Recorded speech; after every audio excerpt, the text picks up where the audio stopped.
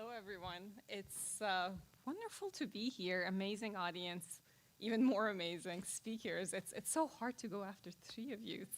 It's tough. So my name is Farnaz, and I'm an engineering director here in LA at Snap.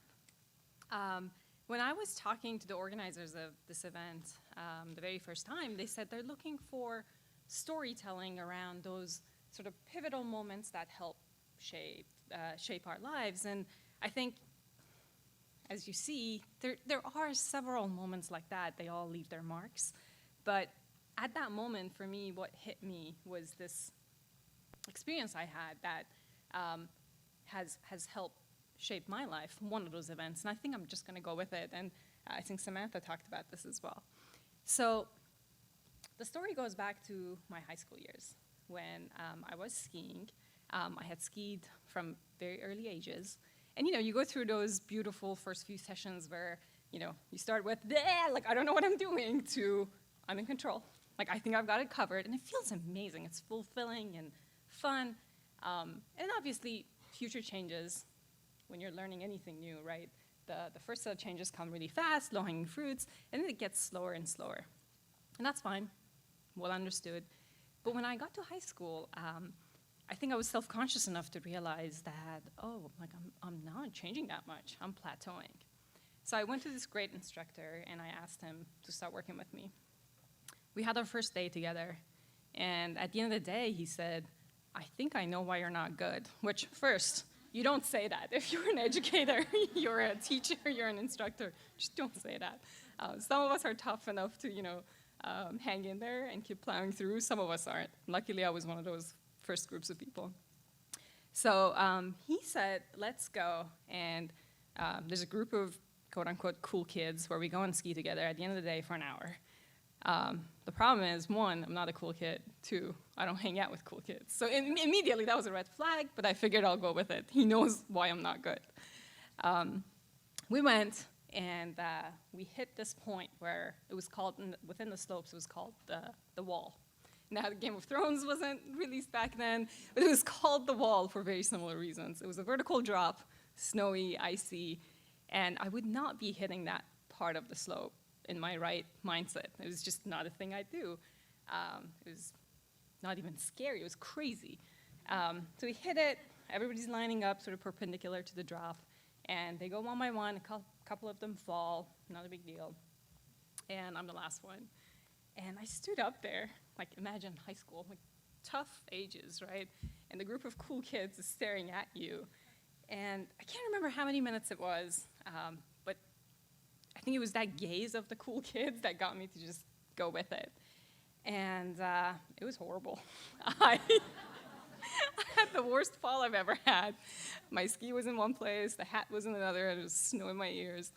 But I think something amazing happened at that point, and that was just getting a little more comfortable with looking silly and clumsy and, in front of a bunch of people watching you just falling. And by the way, disclaimer, I'm not comfortable with that in life. I got comfortable with that at that moment, at those circumstances when I'm skiing, and that really helped actually push me forward. I got better. And being a somewhat sentimental kid, I took a note of that and thought, I'm a risk-averse person. I get into my comfort zone and I plateau, and I have to push myself. I have to force myself. And I try to think about that when I get to those tough decisions that I need to make. And what I remember is there's a few instances in life where I think that experience kind of came in handy and helped push me outside of my comfort zone. After college, I was thinking about, do I want to stay back in my home country or go abroad, come to the US and study here? And it was somewhat of a scary thought. I had to go to a country where I didn't know that many people. It was a different language. It was in a place where I had to get a visa, where my parents couldn't visit me, where I couldn't go back due to the risk of not being able to come back and finish my studies. But I decided this was, one of those once-in-a-lifetime sort of opportunities. So I decided to go with it. And by the way, I'm going to ruin the story. I'm still here, so it worked out. It was really, really hard. I was staying home. That's what people did back home. You stay with your parents throughout college. It's pampered, parents are taking care of you, making sure your day-to-day needs are met. And all of a sudden, I'm landing in LAX in this new world, and I got to take care of it myself. It was really, really hard, but fulfilling and amazing, and you learn so much, so many new experiences that I would have never had before. Throughout those years, as I was working on my PhD, I was a good student. I knew how to get A's, and I had it covered.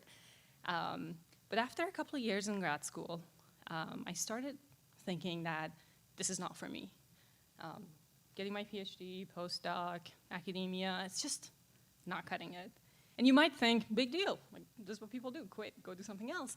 But within my network of friends and with my family, like that was not something we did. Like you go all the way, you go to the end, you don't quit. And I think that final straw for me came when, I got a cold call or cold email from Google recruiters. That was exciting. Google was a big deal back then. It's still a big deal. But it was a new hot company.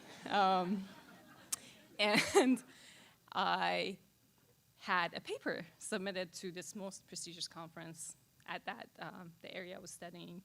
And my regular me would be checking that website every day. Did I get accepted? Did I get accepted? And I was not doing that at all.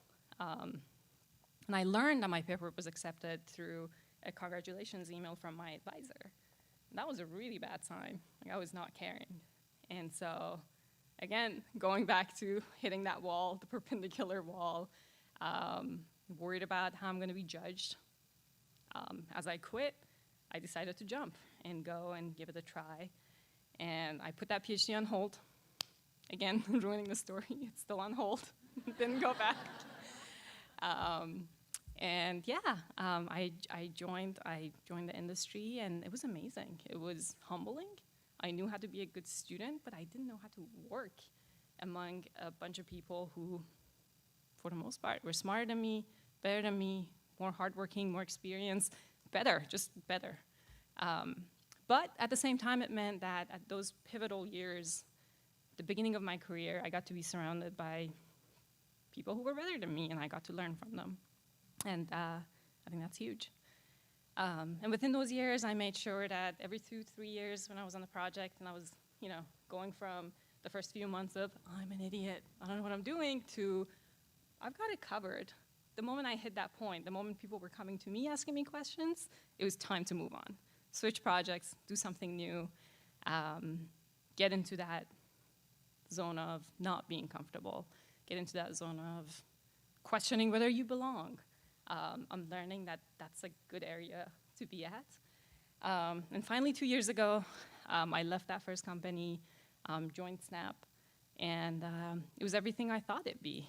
I didn't know anything about app development. Snapchat was used by kids that were cool and hip, and again, I wasn't one. It's a repeating pattern here.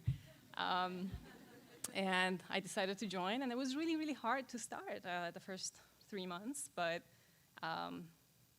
as usual, that repeating pattern, you pick it up, you learn those new skills, you question whether you belong, you question whether you're smart enough, you're good enough, you're creative enough, and you figure it out. And so I think the lesson for me is we are lucky enough to live in part of the world, and at times we're given so many chances. Like you can't make a mistake big enough that you can't go back from very easily. You can, like if you try hard enough, but it's really hard. So the lesson for me has always been just get out of your comfort zone. The moment you think, I'm really good at this, I've got it covered, it's time to jump.